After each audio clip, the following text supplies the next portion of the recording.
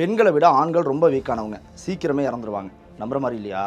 ஆனால் இதுக்கு ஆதாரம் இருக்குது. இது வரைக்கும் உலகம் முழுக்க ஏற்பட்ட பெரிய பெரிய நோய் தொற்றுகள்லாம் இறந்தவங்களோட எண்ணிக்கையை கணக்கெடுத்து பார்த்தோம்னா பெண்களை விட ஆண்கள் தான் அதிகமான பேர் இறந்து போயிருக்காங்க. இப்போ ரீசெண்டாக வந்த கொரோனா தொற்றில் கூட அவங்க நாட்டில் இறந்தவங்களோட எண்ணிக்கையை மறைக்காமல் சொன்ன நாடுகள் எல்லாத்தையும் ஒன்றா சேர்த்து பார்த்தோம்னா உலக அளவில் ஆண்கள் 57% பேர் இறந்து போயிருக்காங்க. ஆனால் பெண்கள் வெறும் 43% பேர் தான் இறந்து போயிருக்காங்க. இது வேர்ல்டு ஹெல்த் ஆர்கனைசேஷனோட அஃபிஷியல் ரெக்கார்டு. அமெரிக்காவில் 2020 கணக்கெடுப்பின்படி 65 வயசை கடந்து வாழக்கூடிய பெண்கள் 57% பேர் இருக்காங்க. மீதி 43% பேர் தான் ஆண்கள் இருக்காங்க.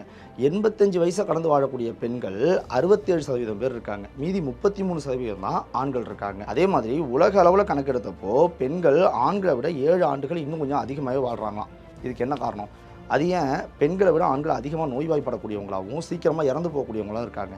இதுக்கு காரணமே ஒரு ஆணாக காட்டக்கூடிய வலிமையானவனாக காட்டக்கூடிய டெஸ்டோஸ்டிரோன் அப்படின்ற ஹார்மோன் தான். பொதுவாகவே நம்மளோட உடம்புல சுரக்கக்கூடிய ஒரு சில ஹார்மோன்ஸ் எல்லாம் நம்மளோட இம்யூன் சிஸ்டத்தை சப்ரஸ் பண்ணிடும், அதாவது செயலிழக்க செஞ்சிடும். உதாரணமாக நம்மளோட கிட்னி இருக்கு இல்லையா, அதுக்கு மேலே கார்டிசோல் அப்படின்ட்டு ஒரு ஹார்மோன் சுரக்கும். அது நம்மளோட அட்ரினல் கிளாண்ட்லேருந்து சுரக்கும். இந்த கார்டிசோல் ஹார்மோன் ஒரு ஸ்ட்ரெஸ் ஹார்மோன். இந்த ஸ்ட்ரெஸ் ஹார்மோன் உள்ள அதிகமாக சுரக்க ஆரம்பிச்சிருச்சு அப்படின்னா நம்ம அதிகமாக ஸ்ட்ரெஸ்ஸில் இருக்கோம் அப்படின்னு அர்த்தம்.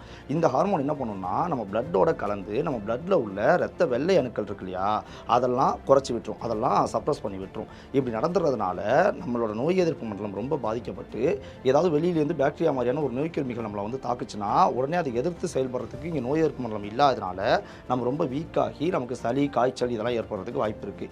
இது மட்டும் இல்லாமல் இந்த கார்டிசோல்ன்ற ஹார்மோன் நம்ம அதிகமாக ஸ்ட்ரெஸ்ஸில் இருக்கும்போது நம்மளோட பார்வை திறன், கேட்குற திறன், சிந்திக்கிற திறன் இதெல்லாத்தையுமே பாதிச்சிடும். இந்த ஹார்மோன் எப்படி செயல்படுதோ இதே மாதிரியே நம்ம உடம்புல இன்னொரு ஹார்மோன் செயல்படும். அதுதான் டெஸ்டோஸ்டெரோன் அப்படின்ற ஹார்மோன்.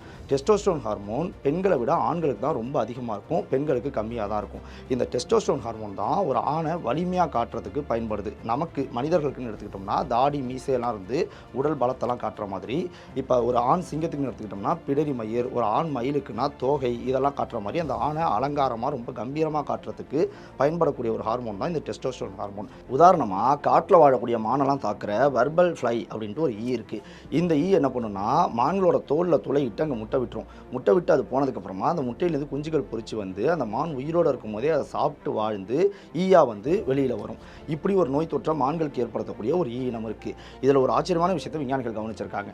இந்த ஈ அதிகப்படியாக பெண் மான்களை விட ஆண் மான்களை தான் அதிகமாக தாக்குதான். பெண் மான்களையும் தாக்குது, ஆனால் ஆண் மான்களை தான் அதிகமாக தாக்குதான். இதை கன்ஃபார்ம் பண்ணுறதுக்காக ஏன் ஆண்களை தாக்குது அப்படின்னா பெண்ணை விட ஆண்கிட்ட ஒரு வித்தியாசம் என்ன, டெஸ்டோஸ்டெரோன் ஹார்மோன் இருக்குது. இந்த டெஸ்டோஸ்டெரோன் தான் இதுக்கு காரணம் அப்படின்றத கன்ஃபார்ம் பண்ணுறதுக்காக மான்களை ஆண்மை நீக்கம் செஞ்சுருக்காங்க. அப்படி ஆண்மை நீக்கம் செஞ்சதுக்கப்புறமா பெண் மான்கள் இந்த ஈயால் எந்த அளவுக்கு பாதிக்கப்பட்டுச்சோ அதே அளவுக்கு தான் இந்த ஆண் மான்களும் பாதிக்கப்பட்டிருக்கு. ஆண்மை நீக்கம் செய்யாமல் விட்ட மான்கள் மட்டும்தான் பெண்களை விட ரொம்ப அதிகமாக பாதிக்கப்பட்டிருக்கு. இதை வச்சு டெஸ்டோஸ்டெரோன் தான் இதுக்கு ஒரு முக்கியமான காரணம் அப்படின்றத கண்டுபிடிச்சிருக்காங்க. மான்களில் இந்த டெஸ்டோஸ்டெரோன் என்ன செய்யும்னா ஆண் மான்களை ரொம்ப வலிமையாகவும் நீளமான கொம்பு உள்ளதாகவும் காட்டும். இப்போது ஒரு வித்தியாசமான ஒரு சந்தேகம் வரும். என்னென்னா ஒரு ஆண் வெளி தோற்றத்தில் பார்க்குறதுக்கு ரொம்ப கம்பீரமாக தோகையோடையோ பிடரி மயிரோடையோ இல்லை தாடி மீசையோடையோ உடல் வலிமையோடையோ தெரிகிறான் அப்படின்னா அவனுக்கு டெஸ்டோஸ்டெரோனோட அளவு ரொம்ப அதிகமாக இருக்குது அப்படின்னு அர்த்தம். இப்படி கம்பீரமாக தெரிகிற ஒரு ஆணை ஒரு பெண் பார்த்து தேர்ந்தெடுத்து அந்த ஆணோட இனத்தை பெருக்கிறாங்க. இப்படி பெருக்கிறதுனால என்ன ஏற்படுதுன்னா அந்த டெஸ்டோஸ்டெரோன் லெவல் அதிகமாக இருக்கும்போது வெளி தோற்றத்தில் தான் அந்த ஆள் கம்பீரமாக தெரிகிறானே தவிர உள்ளுக்குள்ளே அவனோட இம்யூன் சிஸ்டம் ரொம்ப ரொம்ப லோவாக இருக்குது. அப்போது அடுத்தடுத்த சந்ததிகள் இம்யூன் சிஸ்டம் லோவான சந்ததிகளாக பிறந்துருமே, அப்போ இந்த சிஸ்டம் மொத்தமே தப்பாக இருக்கே அப்படின்னு ஒரு சந்தேகம் வருது இல்லையா? ஆனால் உண்மை என்னென்னா ஒரு வலிமையான ஆண் அப்படின்றத காட்டுறதுக்காக தான் அவனோட இம்யூன் சிஸ்டமே லோவாக்கப்படுது. அதாவது நாம் தேர்ந்தெடுக்கிற ஆண் உண்மையாகவே ஒரு வலிமையான ஆண் தான் அப்படின்றத நிரூபிக்கிறதுக்காக தான் அந்த தொகையெல்லாம் டெஸ்டோஸ்டெரோனால உருவாக்கப்பட்டு அவனோட இம்யூன் சிஸ்டமே லோவாக்கப்படுது. இதை புரிகிற மாதிரி சொல்லணும்னா ஒரு சின்ன கதையோட சொல்கிறேன். ஒரு அரசன் இருக்கான். அந்த அரசனுக்கு முன்னாடி நிறைய சிப்பாய்கள் வரிசையாக நின்றுட்டு இருக்காங்க. இப்போது எதிரி நாட்டு அரசன் ஒருத்தன் இந்த அரசனை தாக்குறதுக்கு நெருங்கி வரான். அப்படி நெருங்கி வரும்போது இந்த அரசனுக்கு முன்னாடி நிற்கக்கூடிய இந்த சிப்பாய்கள் அந்த அரசனோட போர் புரிஞ்சு அவனை வெற்றி பெற்று அந்த அரசனை கொன்னுடுறாங்கன்னு வச்சுப்போம். இப்போ பார்க்குற நம்ம இந்த அரசன் வலிமையானவன் சொல்லுவோமா, இல்லை அவங்களுக்கு முன்னாடி நிற்கக்கூடிய அந்த சிப்பாய் படை அது வலிமையானதுன்னு சொல்லுவோமா? கண்டிப்பாக படை தான் வலிமையானதுன்னு சொல்லுவோம் இல்லையா? இப்போது இந்த அரசன் வலிமையானவன் தான் அப்படின்றத நம்ம தெரிஞ்சுக்கணும்னா என்ன பண்ணணும்? முன்னாடி நிற்கக்கூடிய இந்த படையை, இந்த சிப்பாய் படையெல்லாம் வீட்டுக்கு அனுப்பிட்டு எதிரி நாட்டிலேருந்து வர அரசனை நேரடியாக இந்த அரசனோட மோத விடணும். அப்படி மோதி இந்த அரசன் ஜெயிச்சிட்டான்னா இந்த அரசன் வலிமையானவன் அப்படின்னு நம்ம ஒத்துப்போம் இல்லையா? அதே மாதிரி தான் இப்போ நம்ம இந்த டெஸ்டோஸ்டெரோன் விஷயத்துக்கு வருவோம். நான் இந்த அரசன்னு சொன்னேன் இல்லையா, அதுதான் ஒரு ஆணோட ஜீனோம். அந்த அரசனுக்கு முன்னாடி நிற்கக்கூடிய அந்த சிப்பாய் படை இதெல்லாம் சொன்னேன் இல்லையா, இதுதான் அந்த ஆணோட இம்யூன் சிஸ்டம். இப்போ இங்கேருந்து வர எதிரி நாட்டு அரசன்னு சொன்னேன் இல்லையா, அதுதான் நம்மளை தாக்க வர நோய் கிருமிகள். இந்த நோய் கிருமிகளை இந்த இம்யூன் சிஸ்டமே தடுத்து அழிச்சிருச்சு அப்படின்னா உள்ளே இருக்கக்கூடிய அந்த ஆணோட ஜீனோம் ஸ்ட்ராங்காக தான் இருக்குது அப்படின்றத எப்படி நிரூபிக்க முடியும்? அதை நிரூபிக்கணும் அப்படின்னா இங்கே இருக்கக்கூடிய இந்த சிப்பாய்களை, அதாவது இங்கே இருக்கக்கூடிய இந்த இம்யூன் சிஸ்டத்தை நீக்கி ஆகணும்.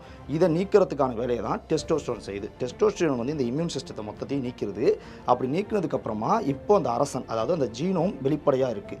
அப்போது வெளியிலேருந்து தாக்க வர அந்த நோய் கிருமிகள், அதாவது எதிரிகள், அதெல்லாம் நேரடியாக வந்து அந்த ஜீனோமோட மோதுது. ஜீனோமே நேரடியாக இம்யூன் சிஸ்டத்தை சார்ந்து இல்லாமல் ஜீனோமே நேரடியாக அந்த நோய் கிருமிகளோட சண்டை போட்டு அதை ஜெயிச்சு தன்னோட வலிமையை ப்ரூவ் பண்ணுது. இப்படி ப்ரூவ் பண்ணால் மட்டும்தான் ஒரு பெண்ணால் ஒரு ஆணோட ஜீனோம் எவ்வளோ ஸ்ட்ராங்காக இருக்குது அப்படின்றத புரிஞ்சிக்க முடியும். இங்கே நம்ம புரிஞ்சிக்க வேண்டிய இன்னொரு ரொம்ப ரொம்ப முக்கியமான விஷயம் என்னென்னா, ஒரு பெண் ஒரு ஆண்கிட்ட இருந்து அடுத்தடுத்த தலைமுறைக்கு கடத்த வேண்டியது அவனோட ஸ்ட்ராங்கான இம்யூன் சிஸ்டத்தை இல்லை, அவனோட ஸ்ட்ராங்கான ஜீனோமை தான். ஒரு ஆண் நம்ம வெளித்தோற்றத்துக்கு மேலோட்டமாக பார்க்கும்போது ரொம்ப கம்பீரமாக தெரிகிறான்னா, உதாரணமாக சிங்கத்துக்கு பிடரி மயிர் இருக்கிற மாதிரி அப்படி தெரிகிறான் அப்படின்னா அவனுக்கு டெஸ்டோஸ்டெரோன் லெவல் ரொம்ப அதிகமாக இருக்குது அப்படின்னு அர்த்தம். டெஸ்டோஸ்டெரோன் ரொம்ப அதிகமாக இருக்குது அப்படின்னா அவனோட இம்யூன் சிஸ்டம் ரொம்ப வீக்காக இருக்குது அப்படின்னு அர்த்தம். இம்யூன் சிஸ்டம் ரொம்ப வீக்காக இருந்துச்சுன்னா வெளியிலேருந்து நோய் கிருமிகள் சுலபமாக தொற்றிடும் இல்லையா?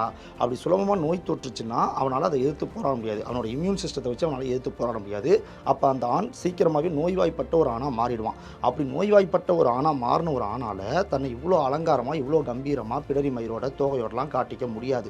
அப்படி நோய்வாய்ப்படக்கூடிய ஒரு ஆணாக இருந்து, இம்யூன் சிஸ்டம் வீக்காக இருக்கக்கூடிய ஒரு ஆணாக இருந்துமே அவனை இவ்வளோ கம்பீரமாக வெளிக்காட்டுறான் அப்படின்னா அவனோட ஜெனட்டிக் பேட்டர்ன், அவனோட ஜீனோம் அவ்வளோ ஸ்ட்ராங்காக இருக்குன்னு அர்த்தம். அப்போ எந்த அளவுக்கு ஜீனோம் ஸ்ட்ராங்காக இருந்துச்சுன்னா இம்யூன் சிஸ்டம் வீக்காக இருக்கும்போது கூட அவனால் நோய் கிருமிகளை எதிர்த்து போராடி அவ்வளோ கம்பீரமாக அவனை காட்டிக்க முடியுது. அப்படின்றதுனால இந்த ஜீனோம் பேட்டர்ன் ரொம்ப ஸ்ட்ராங்காக இருக்குது அப்படின்றத அந்த பெண்ணுக்கு நிரூபிக்கிறதுக்காக தான் இந்த மாதிரியான டெஸ்டோஸ்டெரோன் வெளித்தோற்றத்தை பிரம்மாண்டமாக காட்டக்கூடியதாக இருக்குது. அப்படின்னா நம்மளோட இம்யூன் சிஸ்டத்துக்கும் நம்மளோட ஜீனோமுக்கும் எந்த விதமான சம்மந்தமே இல்லையா? இம்யூன் சிஸ்டம் தனித்து செயல்படுதா அப்படின்னு கேட்டிங்கன்னா இம்யூன் சிஸ்டத்துக்கும் ஜீனோமுக்கும் கண்டிப்பாக சம்மந்தம் இருக்குது. ஜீனோம் தான், நம்மளோட சில ஜெனட்டிக் பேட்டர்ன்ஸ் தான் இம்யூன் சிஸ்டத்தை தூண்டி வேலை செய்யவே வைக்கிது.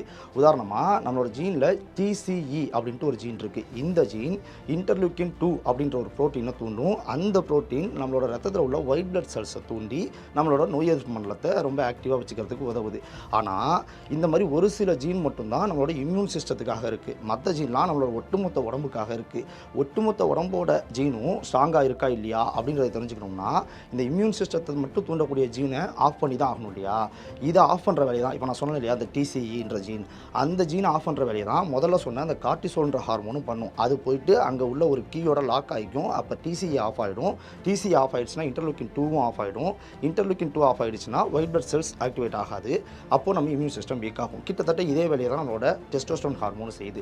இப்படி செய்கிறதுனால நம்மளோட ஜெனட்டிக் பேட்டர்னில் அது ஒரு பெரிய பேட்டர்ன், நிறைய இருக்கக்கூடிய, நிறைய ஜெனட்டிக்னா ஜீன் தகவல்கள் நிறைய இருக்கக்கூடிய ஒரு அமைப்பு. அந்த ஜீன் தகவல்களில் இம்யூன் சிஸ்டத்தை தூண்டக்கூடிய ஜீன் தகவல் மட்டும் ஆஃப் பண்ணிவிட்டு மற்ற ஜீன்லாம் ஸ்ட்ராங்காக இருக்கா அப்படின்றத காட்டுறதுக்காக தான் இந்த அமைப்பு இருக்குது.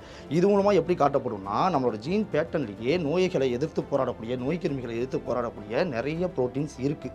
அதை காட்டுறதுக்காக தான் இந்த அமைப்பே இருக்குது. இப்படி டெஸ்டோஸ்டெரோனால் ஒரு ஆணோட நோய் எதிர்ப்பு மண்டலம் ரொம்ப வீக் ஆகிறதால தான் பெரிய பெரிய நோய் தொற்றெல்லாம் வரும்போது அந்த ஜீனோம் ஸ்ட்ராங்காக இல்லாத ஆண்கள் அதிகமாக மரணம் அடைகிறாங்க அப்படின்னு ஆய்வில் சொல்லியிருக்காங்க.